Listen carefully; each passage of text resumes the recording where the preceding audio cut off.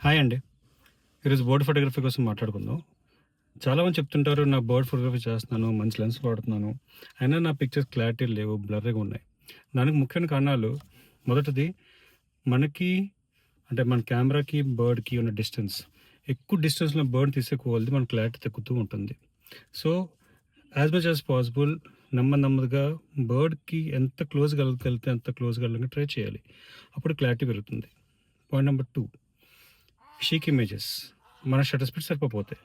జనరల్‌గా ఒక thumb of rule ఏంటంటే, మన లెన్స్ ఫోకల్ లెంగ్త్‌కి double number of shutter speed పెట్టుకోవాలి. సపోజ్ నా నా 500 ఎంఎం లెన్స్ అనుకోండి. 1/1000 షట్టర్ స్పీడ్ మెయింటైన్ చేసుకోవాలి. అప్పుడు కొన్నిసార్లు మనకి క్లారిటీ ఖచ్చితంగా వస్తుంది. Point number 3, over cropping. అంటే ఒక ఫోటో తీస్తాము, మంచి బర్డ్ ఉంది. కానీ దానికి జనరల్‌గా క్రాప్ 50-70% క్రాప్ చేసుకోవచ్చు అని చెప్తారు. చాలామంది మోర్ దెన్ 100%, 200%, 300% క్రాప్ చేస్తారు.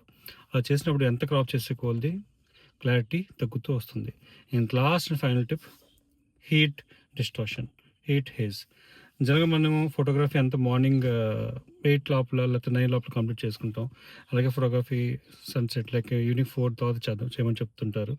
దానికి కారణం ఏంటంటే, జనరల్‌గా 9:00 నుంచి మధ్యాహ్నం 3, 4 వరకు మన భూమి నుంచి వేడొస్తుంది. అది హీట్ హేజ్‌గా కనిపిస్తది.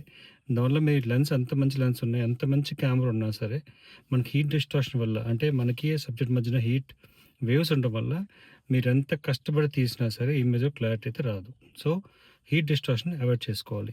ఈ 4 టిప్స్ ఫాలో అవ్వండి. ఖచ్చితంగా మంచి క్లారిటీ ఇమేజెస్ తీసుకోవచ్చు.